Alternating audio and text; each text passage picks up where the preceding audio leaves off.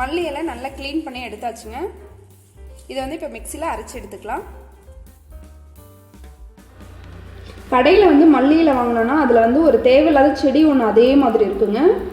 மல்லிக்கும் இதுக்கும் வந்து டிஃப்ரென்ஸே தெரியாது பாருங்கள். இது வந்து ஒரு சிலருக்கு தெரியாது. இதை வந்து ரிமூவ் பண்ணிடலாம்.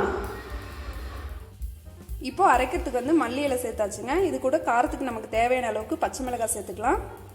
ஒரு சின்ன துண்டு இஞ்சி சேர்த்துக்கலாம். ஒரு 4 பல் பூண்டு.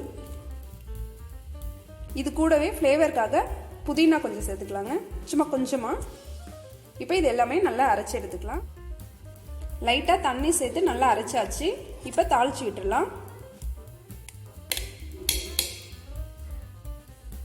பேன் சூடானது ஆயில் சேர்த்துக்கலாங்க.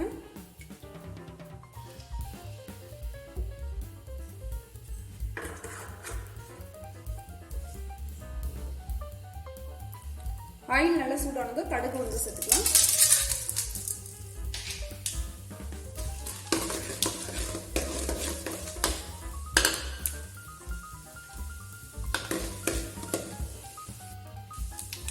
கடுகு பொரிஞ்சதும் ஒரு கொத்து கறிவேப்பிலை சேர்த்துக்கலாம். அடுத்து ஒரு பிஞ்ச் பெருங்காய பவுடர் சேர்த்துக்கலாம்.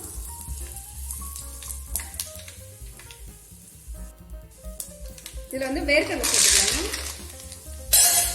வேர்க்கடலை வந்து நான் இன்னைக்கு கொஞ்சம் அதிகமாக சேர்த்துருக்கேன், குழந்தைங்க விரும்பி சாப்பிடுவாங்கன்னு சொல்லிட்டு. அடுத்து கொஞ்சமா முந்திரி சேர்த்துக்கலாம்.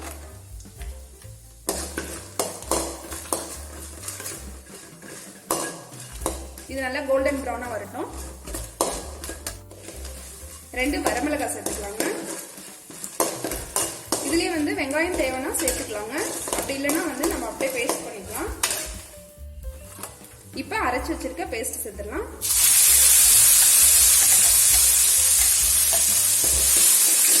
இது வந்து நல்லா 5 மினிட்ஸ் நல்லா கிண்டி வரட்டும். தேவையான அளவுக்கு உப்பு சேர்த்துக்கலாங்க.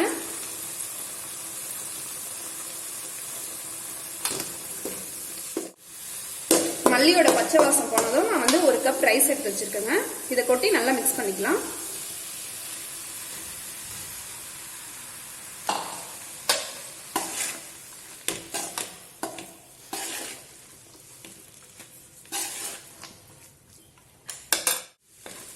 இப்ப பாருங்க நல்லா மிக்ஸ் பண்ணியாச்சு. இது வந்து செய்யறதுக்கு ஒரு 10 மினிட்ஸ் இருந்தா போதுங்க. லஞ்ச் பாக்ஸ்க்குலாம் இந்த மாதிரி செஞ்சு கொடுத்தா நல்லா விரும்பி சாப்பிடுவாங்க.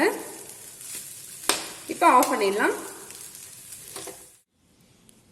இன்னைக்கு வந்து நாட்டு மல்லி யூஸ் பண்ணி தாங்க இந்த ரைஸ் செஞ்சிருக்கேன். இது டேஸ்ட்டும் ரொம்ப நல்லா இருக்கும், ஹெல்த்துக்கும் ரொம்ப நல்லதுங்க.